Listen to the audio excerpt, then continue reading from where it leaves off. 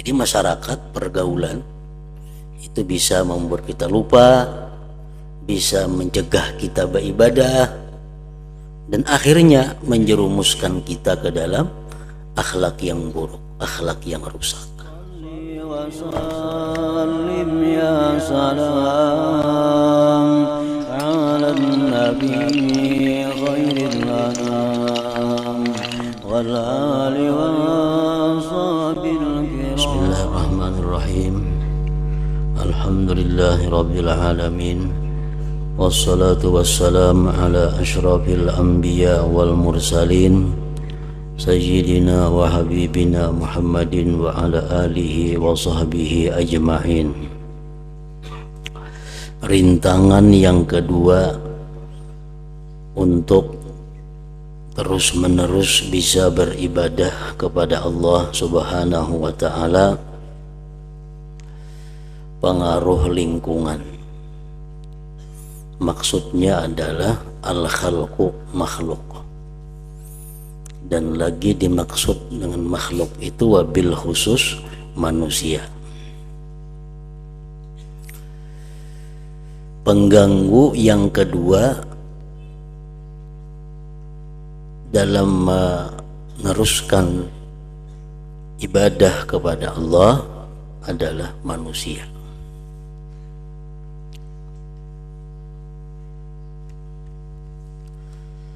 Selanjutnya, hendaklah engkau, semoga Allah memberikan pertolongan kepada engkau dan kepadaku untuk bisa berlaku taat kepada Allah. Hendaklah engkau memencilkan diri dari pergaulan, artinya uzlah.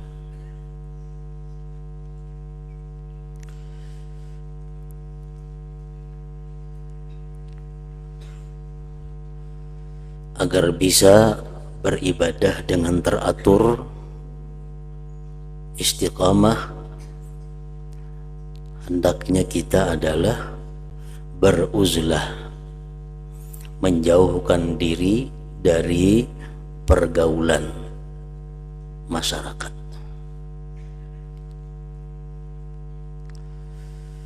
Ada dua macam yang namanya menjauhkan diri dari masyarakat itu. Yang pertama adalah khalwat, yang kedua uzlah. Khalwat itu lebih sulit daripada uzlah,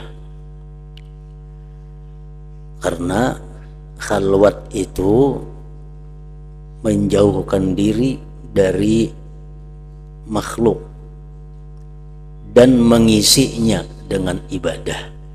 Itu khalwat namanya.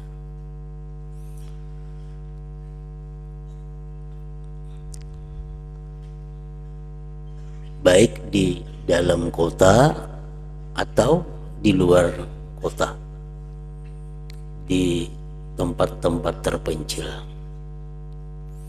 Sebagaimana Rasulullah sallallahu alaihi wasallam sebelum beliau menerima wahyu pertama dari Allah, beliau suka beruzlah, berkhalwat, suka berkhalwat. Hubbiba ilaihil khala, disukakan kepada beliau itu berkhalwat. Di mana beliau berkhalwat? Di guha, di Jabal Nur, Guha Hira. Jadi khalwat itu artinya menjauhkan diri dari pergaulan manusia dan mengisinya dengan ibadah. Itu khalwat, baik di dalam kota atau di tempat terpencil. Misalnya di rumah kita di tengah masyarakat andaknya, tapi kita begadang di kamar aja, begadang di kamar aja. Beribadah di kamar tuh, baca Quran, baca salawat, tafakur, itu ngarannya adalah khalwat. Tapi kalau berkhalwat di tengah kota, tetap dituntut kita untuk sembahyang berjamaah dan sembahyang Jumat. Itu kalau berkhalwat di tengah kota. di dalam lingkungan masyarakat. Adapun uzlah ini tujuannya semata-mata menjaga diri dari kejahatan pergaulan. Dan uzlah ini tempatnya mesti terpencil. Nah, itu perbedaan antara uzlah dengan khalwat. Khalwat kada penting kita ke tempat terpencil, tapi yang penting kita menyendiri dan beribadah. Itu khalwat. Kalau uzlah, kada penting kita beribadah, yang penting kita menyelamatkan diri dan di tempat terpencil. Uzlah. Nah, di sini kita dituntut agar kita beruzlah atau berkhalwat untuk bisa mengatur ibadah dengan sebaik-baiknya.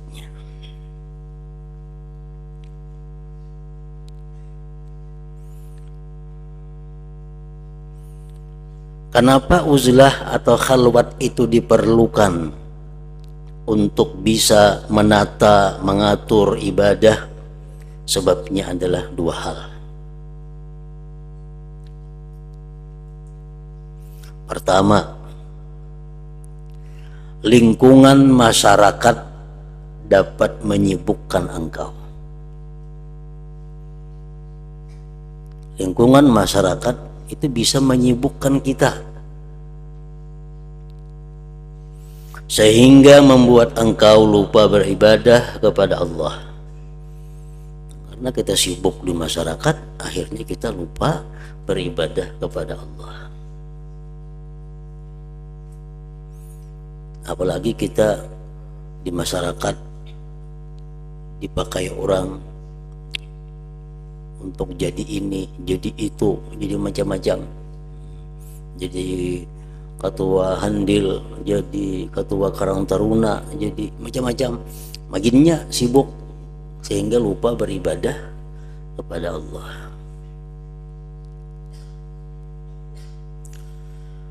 Menurut apa yang diriwayatkan dari sebagian ulama yang berkata, aku pernah melewati sekelompok orang yang sedang memanah. Ada orang sekelompok manusia latihan memanah. Ada seseorang yang duduk jauh dari kelompok pemanah itu.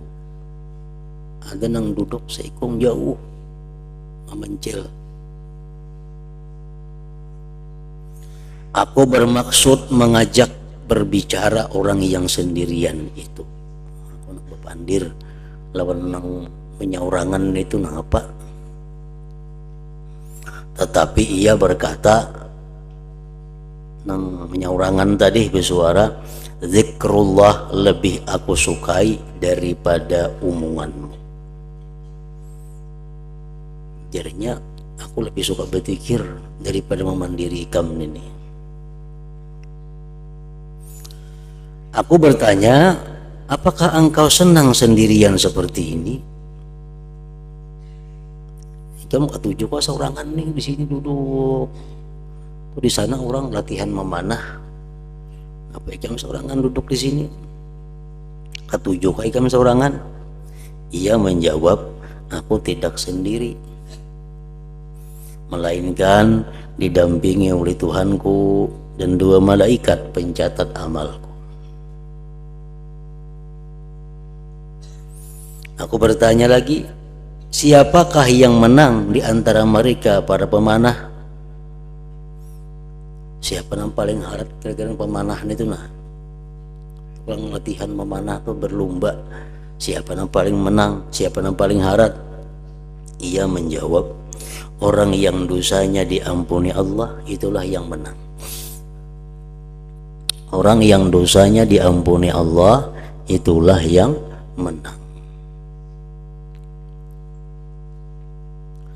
Aku bertanya lagi, manakah jalan menuju kepada Allah? Ia memberi isyarat dengan tangannya ke arah langit. menunjuk ke atas. Menunjuk ke atas maksudnya adalah beribadah kepada Allah Subhanahu wa ta'ala.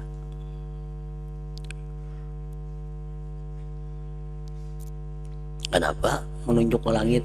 Karena langit itu adalah merupakan kiblatud doa, kiblatnya doa.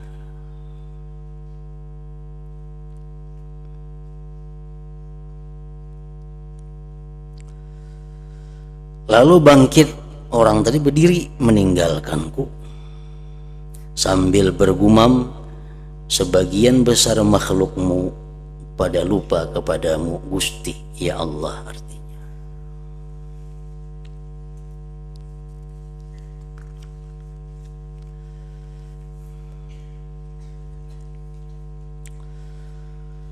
kalau begitu masyarakat dapat membuat engkau lupa beribadah kepada Allah dan menghalangi engkau beribadah,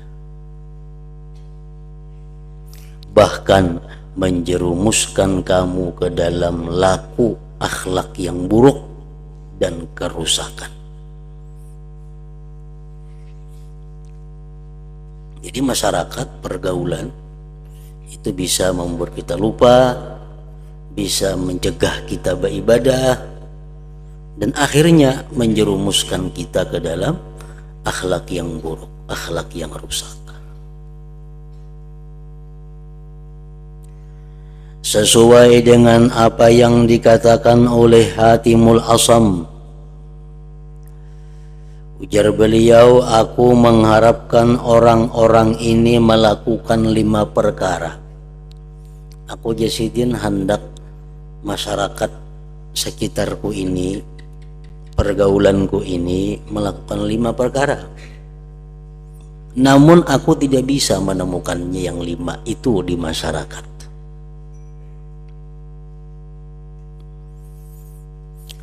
Aku mengharapkan mereka berlaku taat kepada Allah dan zuhud dunia. Aku mengharapkan masyarakat, kenalan-kenalanku, lingkunganku, mereka itu taat kepada Allah dan zuhud terhadap dunia. Tetapi mereka tidak mau melakukannya. Sebuting.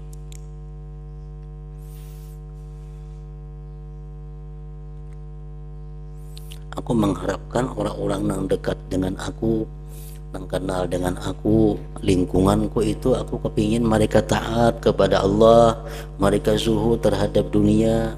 Ternyata mereka kada mau. Aku lalu mengucap, jika kalian tidak mau taat dan zuhud, maka bantulah aku dalam masalah tersebut. Amun kenalan-kenalanku, masyarakat lingkunganku, kadakawa berlaku taat kepada Allah, kadakawa zuhud dalam dunia, dukung barang aku. Aku hendak beribadah, aku hendak zuhud kepada dunia, dukung.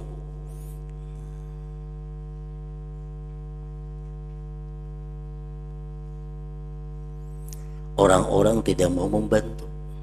Ternyata mereka kadang mendukung. Ternyata masyarakat, kenalan-kenalanku kadang mendukung aku untuk selalu beribadah dan zuhud terhadap dunia. Yang ketiga, maka aku pun berkata, bila kalian tidak mau, amun kalian kada aku mendukung aku beribadah, kada mau mendukung aku zuhud kepada dunia, maka ridhalah kalian kepadaku, jangan kalian membenciku. Amun mendukung kada kawa katuju barang, jangan membenci kepadaku kalau aku beribadah manakala aku melakukan taat dan zuhud. Menolong sudah kada kawa, membantu kada kawa, jangan membenci barang, jangan kada suka lawan aku. Mereka tidak mau. Akhirnya tetap mereka kada mau, kada katuju lawan aku beribadah, kada katuju lawan aku zuhud terhadap dunia.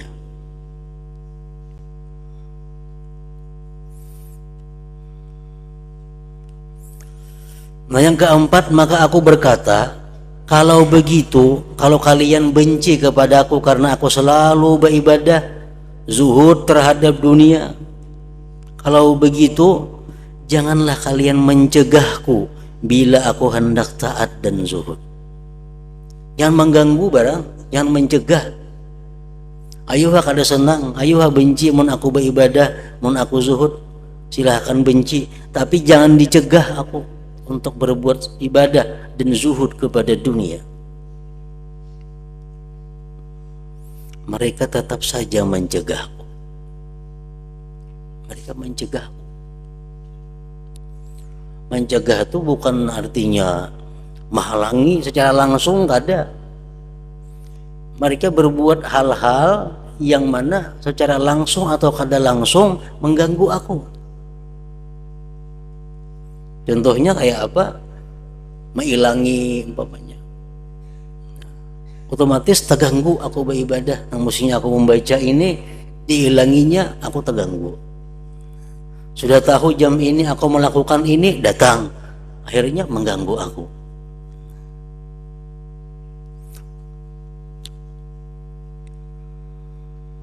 Nah yang kelima, maka aku berkata, baiklah, kalian jangan mengajakku untuk mengerjakan perkara yang tidak membuat ridha Allah. Allah yang maha agung, dan janganlah kalian memusuhiku apabila aku tidak mengikuti kalian. Nah, ayuhama mencegah aku beribadah, tapi kuharapkan jangan membujuk aku berbuat hal-hal yang tidak diridhai Allah. Kawan-kawanku, masyarakatku, lingkunganku, anak biniku, masuk semuaan di situ. Kalau kalian ini mengganggu aku beribadah, ayo ganggu, tapi sebutin ku minta jangan dibawai aku, jangan didorong aku untuk melakukan maksiat, melakukan hal-hal yang diridai oleh Allah. Maka mereka tidak mau. Tetap membujuk aku artinya dengan menawarkan ini macam-macam. Jadi 5 hal ini yang mana aku tidak bisa lagi bertahan di masyarakat itu. Pertama apa? Aku mengharapkan bahwa masyarakat ini kenalan-kenalanku, kekasih-kekasihku, aku harapkan mereka itu taat kepada Allah, zuhud terhadap dunia. Ternyata kada kawa, tetap mereka itu kada aktif beribadah dan berlomba-lomba mencari dunia. Nah, yang kedua aku mengharapkan kalau kalian ini sudah kada kawa taat, kada kawa zuhud kepada dunia, bantu barang aku supaya kawa beribadah terus menerus, bantu aku supaya bisa zuhud terhadap dunia. Ternyata mereka kada kawa membantu juga, kada membantu aku untuk selalu beribadah, untuk zuhud kepada dunia. Nah, kalau membantu aku kada kawa, menolong aku kada kawa, supaya aku selalu taat, kalian kada bisa membantu aku minta jangan benci aku. Jangan benci barang lawan aku nang beribadah ini nah. Jangan benci. Ternyata mereka benci lawan aku. Kenapa? Karena kada kau melayani mereka. Aku sibuk beribadah, aku zuhud dengan dunia, sehingga kehendak-kehendak mereka kepada diriku kada takabul. Akhirnya mereka benci.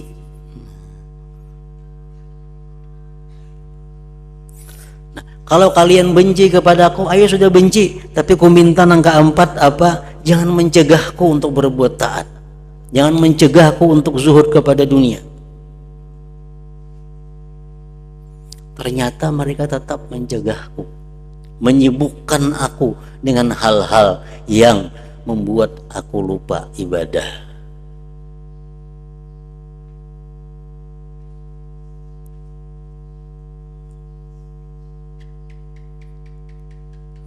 Nah kalau nang keempat itu kada kawa, nang kalima barang aku minta. Napa? Jangan mengajak aku maksiat. Jangan membawai aku berbuat yang tidak diridhai Allah. Ternyata kada kawa juga. Mereka suka mengajak aku untuk mencari dunia. Mereka suka mengajak aku untuk berlumba-lumba mencari dunia, mengganggu ibadah kepada Allah. Nah, lalu akhirnya aku meninggalkan mereka dan sibuk mengurusi diriku sendiri. Jadi berhubung 5 perkara tadi kada aku dapati dalam lingkunganku, akhirnya aku tinggalkan mereka dan aku sibuk mengurus diriku.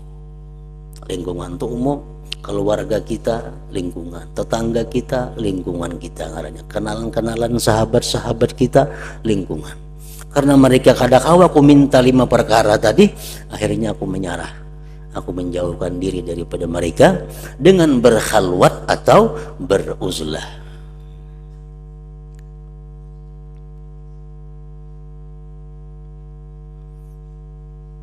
Umpamanya kita diberi oleh guru kita amalan, ujar guru kita, ikam beri amalan dan aku minta ikam mengamalkan ini 40 hari. Apa amalannya? Zikir 1000 sehari, salawat 1000 sehari, istighfar 1000 sehari, subhanallah bihamdi 1000 sehari, Al-Quran 10 juz sehari, sembahyang sunat mutlak 100 rakaat setiap malam. Aku minta kita mengamalkan itu 40 hari. Nah amalan itu kita kadang-kadang bisa melaksanakan kalau kita hidup di tengah masyarakat, apalagi bisi anak bisi bini, ada kawan zikir 1000, salawat 1000, astagfirullahalazim 1000, subhanallah 1000 umpamanya, Quran 10 juz sehari, sembahyang sunat mutlak 100 rakaat sehari, tambah sembahyang yang lain-lain yang duha, witir, itu sudah nyata. Hidup kita di tengah masyarakat kita kadang-kadang menggawi itu. Kenapa? Karena pasti ada mereka itu mengganggu, pasti ada mereka itu menghalangi kita. Nah untuk bisa mengamalkan itu diperlukan kita uzlah atau khalwat. Nah permisi lawan keluarga nama nabi si anak bini tinggal iya nafkah di rumah. Nah aku 40 hari nak berhilang kemana kah, yang 40 hari duit 1,5 juta nah aku tinggali pulang kemana kah lagi. Nah pulang ke tengah tempat nang kali diganggu orang di mana kah 40. Nah kawat melaksanakan itu. Bila hidup di tengah kota ini kada akan bisa melaksanakan itu, karena macam-macam pasti ada halangan rintangan dari lingkungan ini. Nah itu maksudnya uzlah dan khalwat ini. Bukan seumuran uzlah khalwat itu ada sampai mati kada. Nabi kita kan berkhalwat beberapa bulan, akhirnya beliau diberi oleh Allah wahyu lalu terjun ke masyarakat. Nah khalwat uzlah kita beribadah kepada Allah sedemikian rupa untuk menampak diri, menjadikan diri supaya kukuh, bila diri kukuh apa kada terpengaruh lagi dengan kiri kanan muka belakang. Nah kalau sudah kita mampu kada terpengaruh lagi dengan kiri kanan muka belakang, ayo kita bergaul di tengah masyarakat. Nah tujuannya macam itu, bukan uzlah belawasaan sampai mati, kadakah itu maksudnya. Tujuan daripada uzlah khalwat itu membersihkan diri daripada sifat-sifat nang kada baik, kemudian menghiasi diri dengan sifat-sifat nang baik, mengisi hati dengan hal-hal yang memperkuat iman dan takwa kepada Allah Subhanahu wa ta'ala. Nah kalau sudah kuat, kalau sudah bisa rutin, silahkan ke masyarakat untuk bergaul, untuk berdakwah kepada mereka.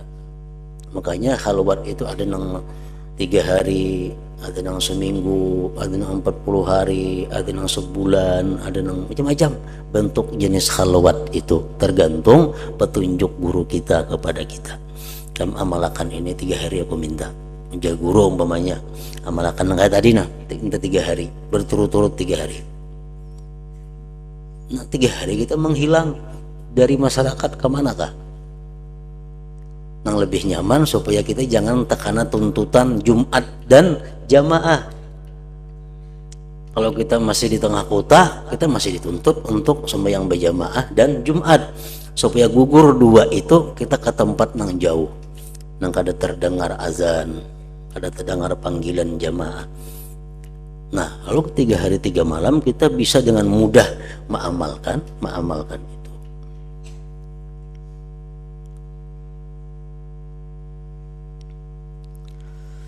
Ketahuilah wahai saudaraku seagama,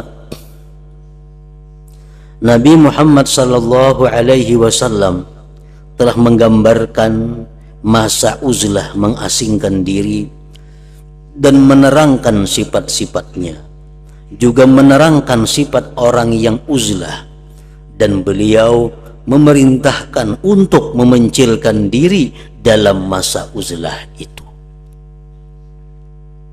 Dalam beberapa hadis Nabi kita ada menyuruh kita untuk uzlah. Apabila kita berada dalam keadaan tertentu, Nabi menyuruh uzlahlah kamu. Nah, beliau tentu lebih tahu, Rasulullah SAW lebih tahu dan lebih mengerti apa yang baik, serta lebih mempunyai kehendak baik buat kita daripada kita sendiri. Nabi lebih tahu kebaikan kita daripada kita sendiri. Kalau sini menyuruh uzlah di masa-masa tertentu, itulah yang terbaik untuk kita. Berarti itu. Karena itu, jika di zaman engkau menemukan masyarakat yang cocok dengan penggambaran Rasulullah Sallallahu Alaihi Wasallam, maka ikutilah perintah dan nasihat beliau. Tidak usah ragu bahwa beliau Rasulullah pasti lebih mengetahui apa yang baik bagi engkau di zaman engkau. Jangan engkau membuat alasan yang tidak benar, dan jangan membohongi diri sendiri. Kalau engkau tidak menurut, Anda tentu mengalami kerusakan agama.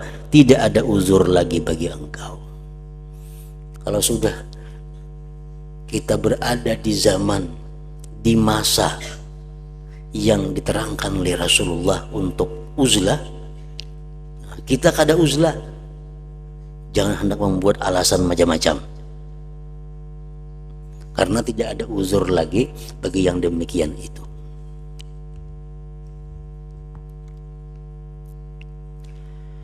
Sifat yang kuterangkan sebagai sifat uzlah ialah apa yang tersebut dalam hadis masyhur yang diriwayatkan dari Abdullah bin Amr ibn al-As radhiyallahu anhuma.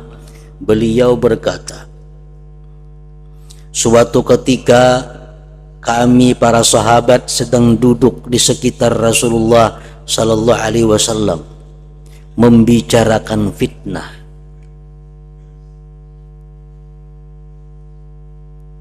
Fitnah ini dimaksudnya adalah kerusakan masa, di mana orang sulit untuk menghindar daripada maksiat. Itu fitnah artinya. Kita di sini mengerti fitnah itu ada memfitnah aku ya, padahal kadang macam itu maksudnya. Fitnah itu adalah satu kemaksiatan yang kita sulit menghindarinya. Itu masa fitnah ngarannya.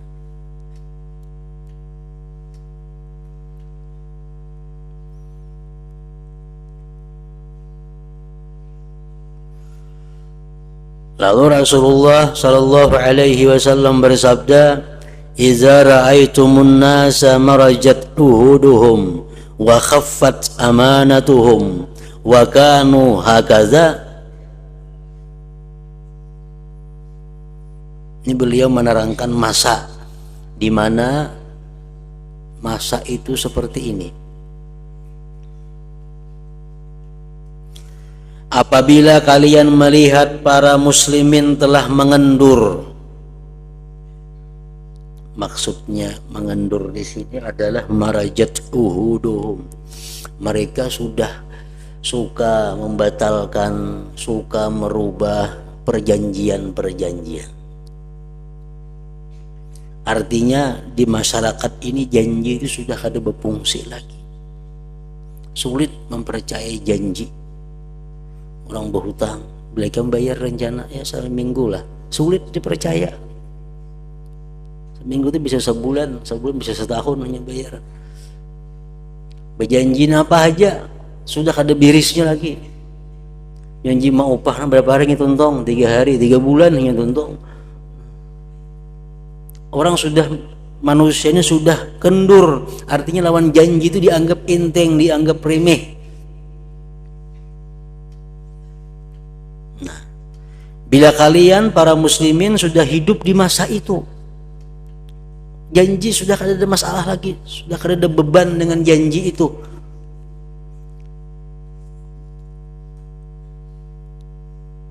Yang kedua, hilang kesanggupan mereka untuk taat kepada Allah dan hampa amanah mereka.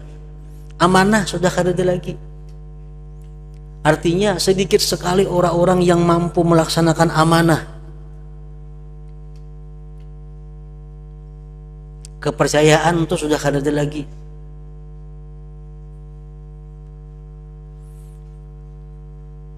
Misalnya kita di kampung, di masyarakat. Di masyarakat ini kita kenal semua orang-orangnya, patuh, baik. Tapi kita hendak misalnya ke mana menitipkan duit ini, kita sulit mencari orang yang kita anggap amanah.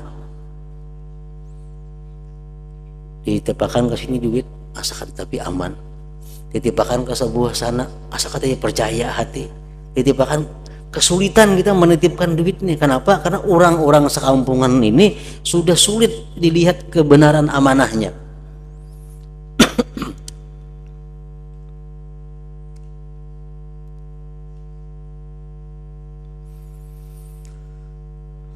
Sudah demikian keadaan mereka. Pada waktu itu Rasulullah menjalin jari tangan beliau. Aku Abdullah bin Amr bertanya, apakah yang harus kukerjakan bila terjadi yang demikian?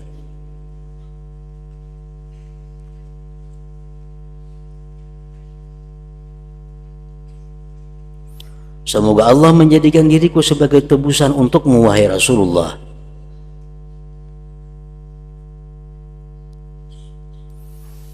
Rasulullah bersabda, ilzam baitaka.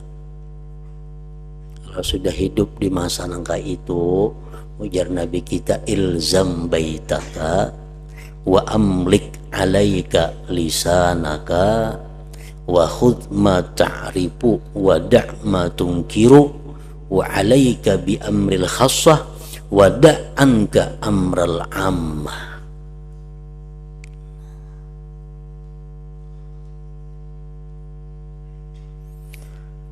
Tetaplah tinggal di rumahmu. Kalau sudah macam itu keadaan lingkungan,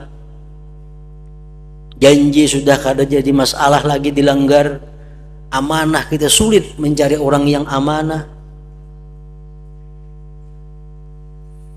Kalau sudah macam itu keadaannya, tinggallah engkau di rumahnya. Artinya banyaki bagana di rumah, banyaki bagana di rumahnya. Kuasailah, kendalikanlah lisanmu, jaga mulutmu ya Nabi, jaga mulutmu. Laksanakanlah apa yang sudah kau ketahui kebaikannya, dan tinggalkanlah apa yang telah kau ketahui sebagai perkara mungkar. Uruslah apa yang menjadi ketentuan dirimu, dan tinggalkanlah urusan umum. Urus diri kita, urus anak bini kita nang di rumah. Orang lain kada usah diurus lagi. Kalau sudah macam itu, masa di sekitar kita.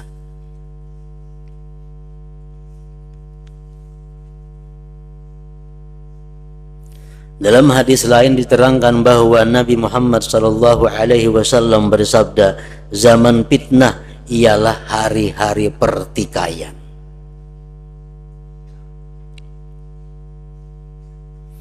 Ditanyakan oleh sahabat, apakah hari pertikaian itu? Rasulullah menjawab, yaitu ketika seseorang merasa tidak aman terhadap teman duduknya. Sudah disebut ngarannya hari-hari fitnah. Kita ini sudah lawan kawan aja kita kada percaya lagi. Kita ini kawan sekaguringan, rancak ke situ kamari lawan inya, kawan akrab. Tapi kita kada percaya lawan inya. Jadi berhutang pang duit, kita kada percaya lagi lawan inya. Padahal kawan kita. Nah bila sudah macam itu keadaan masyarakat kita, bagaimana di rumah aja lagi. Oleh sembahyang berjamaah turun masjid Jumat turun. Habis itu bagaimana di rumah. Sarwan pang kada wajib lagi ditulaki. Pengantin kada wajib lagi dihadiri. Kenapa? Karena banyak munkar daripada kebaikannya. Handil pang kada usah bahandil lagi, banyak mudaratnya pada manfaatnya. Bahandil seberapa jam kena ngomong bepandirannya 2-3 jam.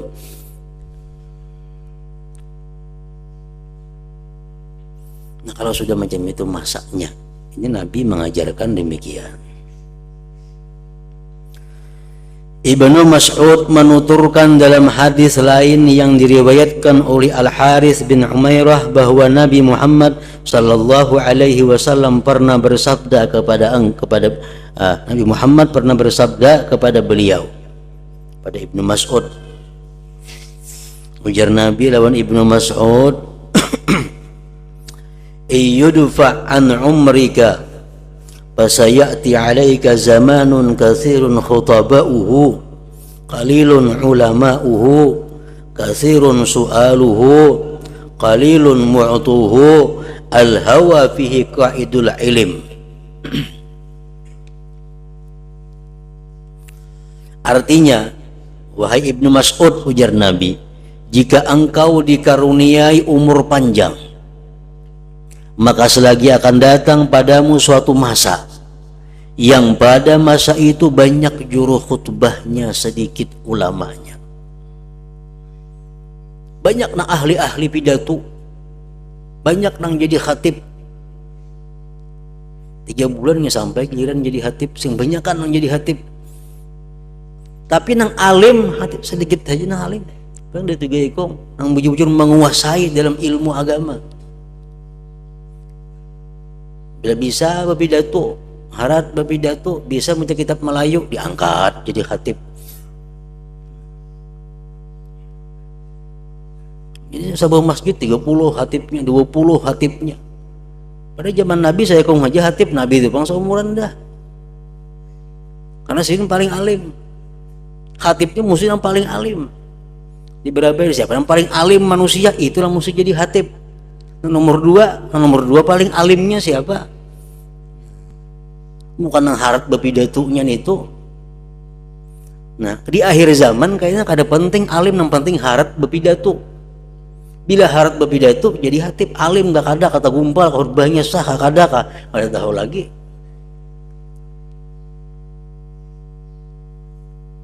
Nah jen Nabi Ibnu Mas'ud ikan bila panjang umur kan bertemuan kayaknya kayak itu. Banyak orang yang meminta, sedikit yang mau memberi. Pengamis di mana-mana sering banyakan. Nah memberi kada banyak orangnya. Kesenangan nafsu di masa itu merupakan penuntun dalam menuntut ilmu. Artinya apa? Al-hawa bihi qaidul ilm. Artinya hawa nafsu yang memimpin ilmu, bukan ilmu yang memimpin hawa nafsu. Nah akibatnya apa? Akibatnya dia selalu mencari hukum-hukum yang sesuai dengan keinginan hawa nafsunya. Kan banyak hukum-hukum itu kaulnya. Sebuting masalah ada berpuluh-puluh kaul pendapat ulama. Di antara sekian pendapat ulama, ingin cari yang cocok lawan hawa nafsunya yang mana. Kan kada boleh tuh pasik jadinya. Saya Imam Syafi'i mengharamkan, Imam Maliki memakruhkan itu, Hambali membolehkan itu. Aku 4 Hambali aja yang membolehkan, yang sesuai lawan hawa nafsu. Kayaknya isuk hari pulang ada masalah lain, Syafi'i membolehkan, Hambali mengharam. Aku 4 Syafi'i aja yang membolehkan. Nah, berpindah-pindah mazhab mencari mana pendapat yang katuju lawan hawa nafsu. Nah, ada masa kayaknya seperti itu. Dipaksa hukumnya menyesuaikan hawa nafsu.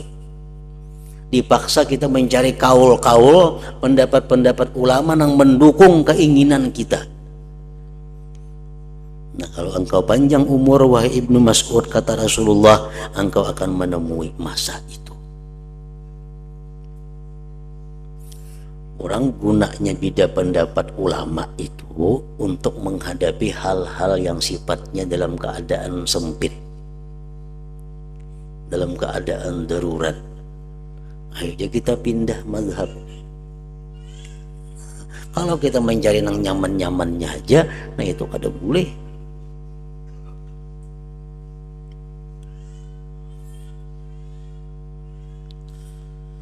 Al-Haris bertanya, kapankah kejadian demikian itu ya Rasulullah? Apabila wahai Rasul terjadinya masa kayak itu, masa yang banyak orang berpidato hara-hara nang alim sedikit, banyak orang minta-minta nang memberi sedikit, ilmu-ilmu digunakan untuk menunjang keinginan hawa nafsu. Apabila itu masanya, Rasulullah SAW bersabda, iza umitatis salah wa qubilatir risha wa yuba'uddin bi'aradin yasir minad dunya pannaja annaja waihak thumman naja. Nah, waktunya itu ujar Nabi, nanti apabila jamaah salat dimatikan, jarang orang mau salat berjamaah. Artinya sembahyang berjamaah itu sudah mati.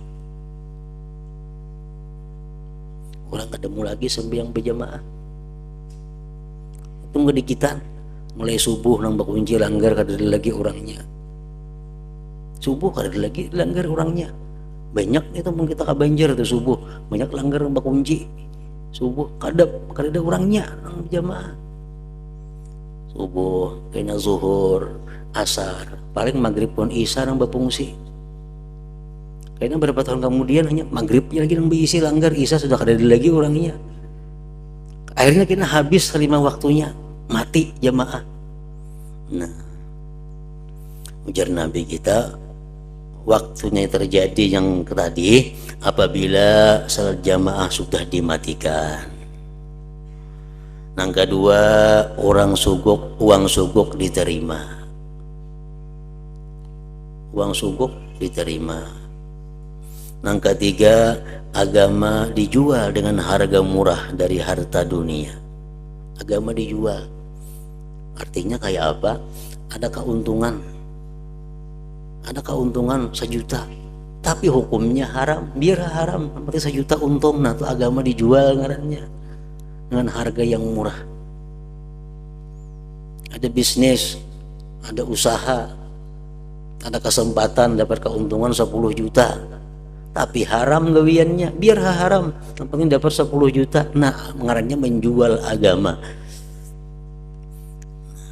Nanti kalau sudah demikian masanya, kata Rasulullah, maka carilah keselamatan.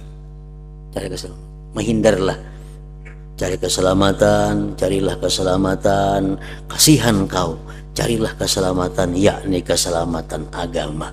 Nah, artinya di masa seperti itu kita sudah dituntut untuk menjauhkan diri daripada pergaulan masyarakat. Kenapa di kampung kita sembahyang berjamaah? Seorangannya kita, nang bang kita, nang kamat kita, imam kita, kaum kita juga semua. Ada nang turunnya. Uang suguk di mana-mana, agama dijual belikan orang. Nah, kalau sudah macam itu, dituntut kita oleh Rasulullah untuk uzlah.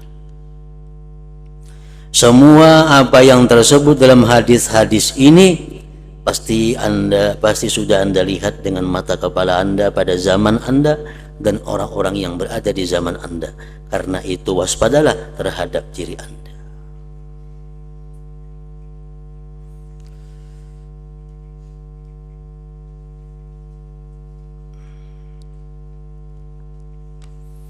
Orang-orang dahulu yang saleh, semoga Allah meridai mereka.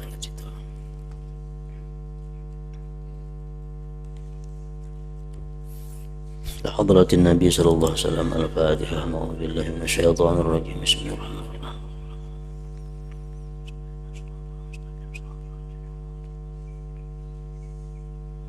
بسم الله الرحمن الرحيم. الحمد لله رب العالمين، وصل وسلم على سيدنا وحبيبنا مولانا محمد وعلى آله وصحبه أجمعين. اللهم اغفر لنا ما أخطأنا وما تعمدنا وما أسررنا وما أعلنا وما أسرفنا وما أنت أعلم به منا. أنت المقدم وأنت المؤخر، لا إله إلا أنت. اللهم انفعنا بما علمتنا وعلمنا ما ينفعنا وزدنا فهما وعلما وعملا وهدى وتوفيقا برحمتك يا أرحم الراحمين. صلى الله على سيدنا محمد وعلى آله وصحبه وسلم والحمد لله.